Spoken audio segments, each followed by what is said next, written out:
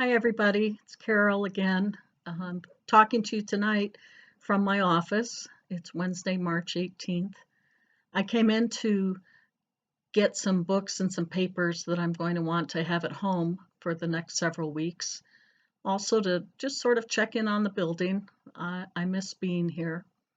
Bishop Harry has issued a pastoral directive that the clergy and all staff work at home as much as possible for the foreseeable future. In the Episcopal world, a pastoral directive is one of those letters, directions, orders, whatnot, that you don't want to disobey. And as a priest, I made vows to obey the directions of my bishop, and so I will obey that direction.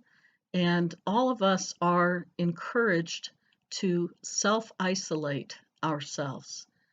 The way that this virus is going to be controlled or tamped down is for all of us to self-isolate. So I really want to encourage you. As I saw, this is not snow days. These are not play day times, that we really need to be in our homes, hunkered down, not going to visit our neighbors, not playing bridge with our friends. The You can be carrying the virus without having symptoms and be passing it on to other people. Or you can catch the virus without knowing that you have, from doorknobs, from gas station pump handles, from someone breathing on you, from someone accidentally sneezing on you. So many different ways. So don't take the chance that you're going to get sick. And please don't take the chance that you're going to get somebody sick because you think you're without the virus because you don't have symptoms. So I'm going to continue to self-isolate, and I encourage you to also. However, that makes being a gathered church community difficult. And so we're creating these videos. We're going to have the calling tree. You get an email from me every day. We're on Facebook. And this Sunday, we're going to live stream morning prayer. Live streaming, I think, is a Facebook application or a Facebook feature. Today's Wednesday. You have between now and Sunday to figure it out or to ask somebody to help you to figure out how that works. The way it will work for us is that at 10 a.m., note the change in time of service, at 10 a.m., we'll begin the service of morning prayer.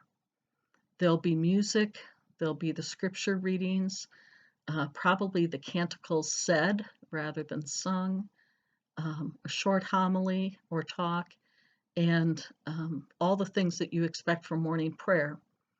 I'm going to use the service from the Church of England, and it has some different wording and a few different other parts of it that hopefully will open our ears to hearing the words in a more fruitful way than maybe we do otherwise.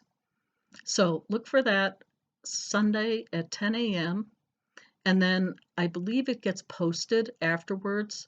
Josh is my expert on those sorts of things, so he'll be able to tell us if it can be posted. I think it can. So come to church in your jammies and with your coffee or your milk and come to worship. You've probably heard in my last video, and I'll just reiterate, we're not going to have Holy Week services except online in some format. We're not going to have Easter Day services except online in some format. And so I would just remind you of that. It's very difficult, I know. It's the most holy 3 days of the church, Maundy, Thursday, Good Friday, Easter Sunday. But we will be the Easter people, Christian people who move through this. Have you ever heard the phrase that something is a long road to hoe? Somebody has a difficult situation in their life or maybe some sort of chronic condition. I know sometimes I'll say, well, that's a really long road to hoe. Obviously an agricultural metaphor, so I don't know how apt it is anymore. except that when I was a kid, my family on my father's side were all farmers, except for my dad, who went off to college and went to the big city and all that. Anyway, I used to love to go out to my grandmother's house in the summertime. She lived in a town of 500 people, Wyoming, Iowa. And we would go visit all the aunts and uncles. Actually, they were great aunts and uncles who still had some farms.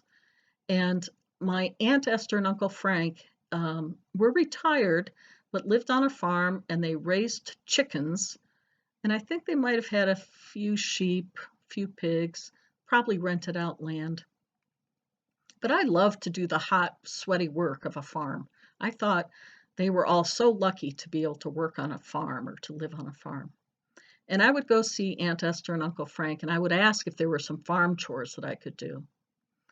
And I look back now and am sure that my Uncle Frank thought this was a hoot, but he would give me a long-handled spade and take me out into the chicken yard and show me the tall, tall thistles and ask me if I would help to spade the thistles and clear the chicken yard of the thistles.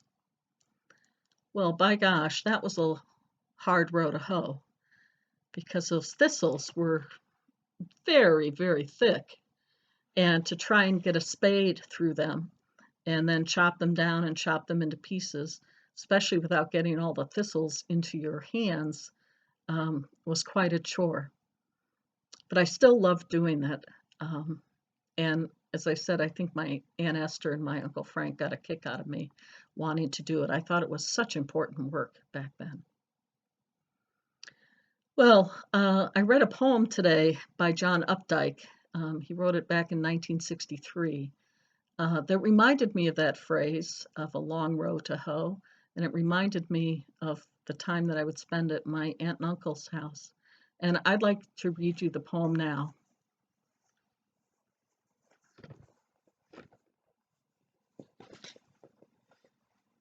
It says, I sometimes fear the younger generation will be deprived of the pleasures of hoeing. There is no knowing how many souls have been formed by this simple exercise. The dry earth, like a great scab, breaks, revealing moist, dark loam. The pea roots home, a fertile wound, perpetually healing. How neatly the green weeds go under. The blade chops the earth new. Ignorant, the wise boy who has never performed this simple, stupid, and useful wonder.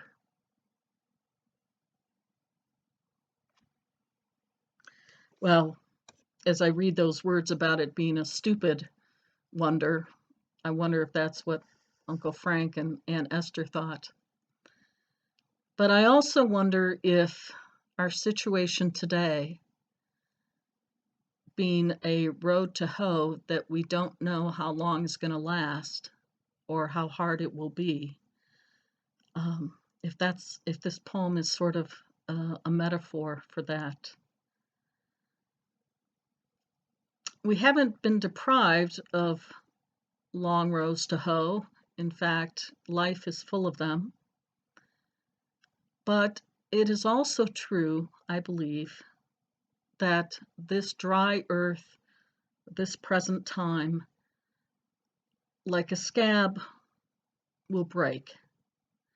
And underneath, we can find the fertile, moist, life-giving soil of which God creates new life, new creation, new possibilities. It's not to say that God desires suffering or death, job loss, unemployment, financial insecurity, loneliness, disorientation. It's not to say that God desires any of those things for us. And it's certainly not to say that God in some way caused this coronavirus to come upon us as any kind of punishment or lesson or something to be appreciated as a God-given gift. It's not. God does not put people through suffering and death in order to make a point. Rather, our tenet, our belief, is that God brings life out of death, and that where we, in some ways, only see death, God can create life. That's the promise we have. And so, in some sense, underneath these uncomfortable positions we find ourselves in, our feelings, our economic state, our family relationships, any of those things that are being altered, our whole way of being that's being altered, out of all that, God can create something new. And so, as a short example of that, I would say that creating these videos for you is something new that would not have occurred to me except for the fact that I have to work in isolation from you and you from me, and that I'm trying in every way I can to stay connected to you. And it, like I said, it would not have occurred to me. This technology occurs to me to be used for having meetings, for having administrative meetings, those sorts of things. It doesn't occur to me, or it didn't until this past week, that it would be a way that I would stay in touch with you. And not only that, that I have connected, or people have connected to me, have been reconnected to folks from Washington, D.C., from Virginia. People I don't even know are responding. Here is the use of this grand technology that for me has only come about because of our situation. That's just a small example. I'm sure there'll be others, because God does not let suffering and death be the last word. And that's something for us Christians to know and proclaim in these days, that underneath the dry earth that looks like a horrible wound or scab or scar, there is life underneath, and God will show us that life. I am convinced of that.